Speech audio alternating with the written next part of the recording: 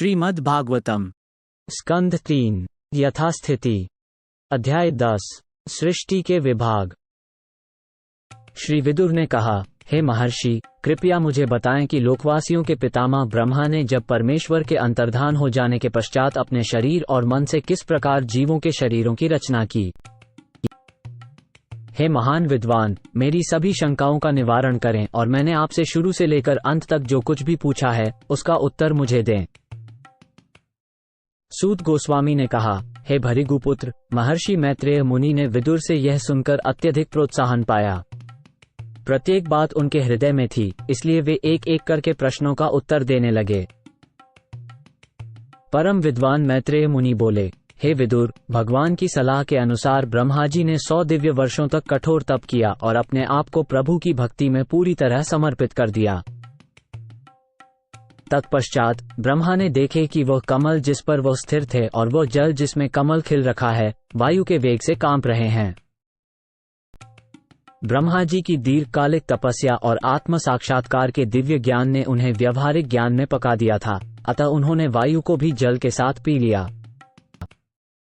तत्पश्चात उन्होंने देखा कि जिस कमल पर वे विराजमान थे वह ब्रह्मांड में व्याप्त था और उन्होंने विचार किया कि सभी ग्रहों को कैसे बनाया जाए जो पहले उसी कमल में विलीन थे। इस प्रकार पूर्ण पुरुषोत्तम भगवान की सेवा में लीन ब्रह्मा जी कमल के गर्भ में प्रवेश कर गए और चूंकि यह सारे ब्रह्मांड में फैला हुआ था, इसलिए उन्होंने इसे तीनों लोकों के विभागों में और इसके बाद 14 विभागों में विभाजित कर दिया।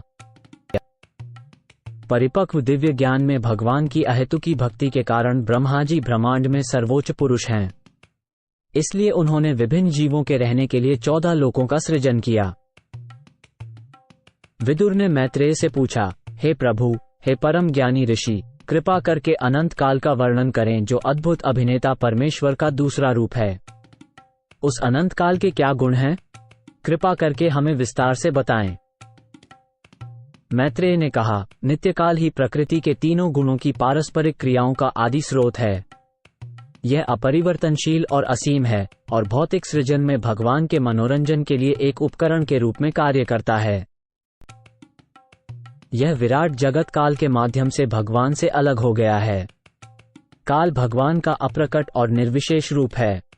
यह विराट जगत विष्णु की उसी भौतिक शक्ति के प्रभाव में भगवान की वस्तुगत अभिव्यक्ति के रूप में स्थित है। यह विशाल ब्रह्मांड आज जो है वही पहले भी था और आगे भी रहेगा। प्राकृतिक रूप से होने वाली सृष्टि के अलावा 9 प्रकार की अन्य सृष्टियां भी हैं जो गुणों की परस्पर क्रिया से उत्पन्न होती हैं। शाश्वत समय, भौतिक तत्व और मनुष्य के कर्म के गुण के कारण प्रलय 3 प्रकार की होती है। 9 सृष्टियों में सबसे पहली सृष्टि महत तत्व, भौतिक तत्वों की समग्रता की सृष्टि है, जहां परमेश्वर की उपस्थिति के कारण गुणों के बीच परस्पर क्रिया होती है। दूसरी सृष्टि में मिथ्या अहंकार उत्पन्न होता है, जहां से भौतिक तत्व, भौतिक ज्ञान और भौतिक कार्यकलाप निकलते हैं। इंद्रियों के विषयों का निर्माण तीसरे सृजन में होता है और इनसे तत्व उत्पन्न होते हैं। चौथा सृजन ज्ञान और कार्यक्षमता, क्रियाशक्ति का सृजन है। 5वीं सृष्टि सतोगुण के आपसी प्रभाव से अधिष्ठाता देवताओं की है, जिसका सारांश मन है। 6ठी सृष्टि जीव के अज्ञानतापूर्ण अंधेरे की है, जिसके कारण स्वामी मूर्ख की तरह काम करता है। उपर्युक्त विषय में भगवान ने बाहर की शक्ति से जो रचना की वो स्वाभाविक ही थी। अब मुझसे उन ब्रह्मा जी के द्वारा की गई रचनाओं के बारे में सुनो जो रजोगुण के अवतार हैं और सृष्टि के मामले में जिनका मस्तिष्क भगवान के समान है। 7वीं सृष्टि में अचर प्राणियों की उत्पत्ति हुई जो 6 प्रकार के हैं, बिना फूल वाले फल वाले वृक्ष, फल पकने तक जीवित रहने वाले पेड़ पौधे, बैलें, पाइप वाले पौधे, बिना सहारे वाली बैलें और फूल और फल वाले वृक्ष। सभी निश्चल पेड़ पौधे ऊपर की ओर बढ़ने का प्रयास करते हैं। वे लगभग बेहोश होते हैं परंतु उनके भीतर पीड़ा का अनुभव होता है। वे विभिन्न प्रकार से प्रकट होते हैं। 8वीं सृष्टि निम्नतर जीवों की है जिनकी 28 विभिन्न जातियां हैं। वे सभी अत्यधिक मूर्ख और अज्ञानी हैं। वे गंध से अपनी इच्छित वस्तुओं को जान पाते हैं, लेकिन हृदय में कुछ भी याद रखने में असमर्थ होते हैं। हे निष्कलंक विदुर, नीच पशुओं में गाय, बकरी, भैंस, काला हिरन, सूअर, नीलगाय, हिरण, भेड़ और ऊंट सभी 2 खुर वाले हैं।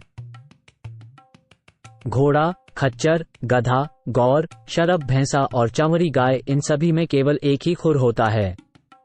अब मुझसे उन जानवरों के बारे में सुने जिनके 5 नाखून होते हैं। कुत्ता, सियार, बाघ, लोमड़ी, बिल्ली, खरगोश, सजारू, स्याही, सिंह, बंदर, हाथी, कछुआ, मगर, गोसाप, गो आदि के पंजों में 5 नाखून होते हैं। इन्हें पंचंग कहते हैं, यानी 5 नाखूनों वाले पशु।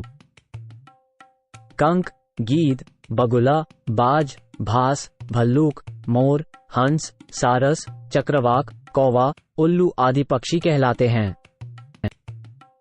मानव जाति की रचना क्रमानुसार 9वीं हुई है। यही इकलौती ऐसी जाति है जिसमें सभी एक ही योनि जाति के हैं और अपना खाया पिया पेट में संचित करते हैं। मनुष्यों में रजोगुण की प्रधानता होती है।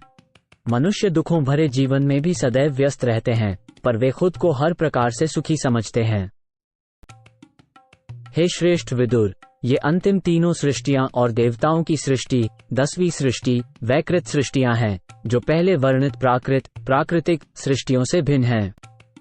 कुमारों का प्रकट होना दोनों ही सृष्टियों का है। देवताओं की रचना 8 किस्म की होती है।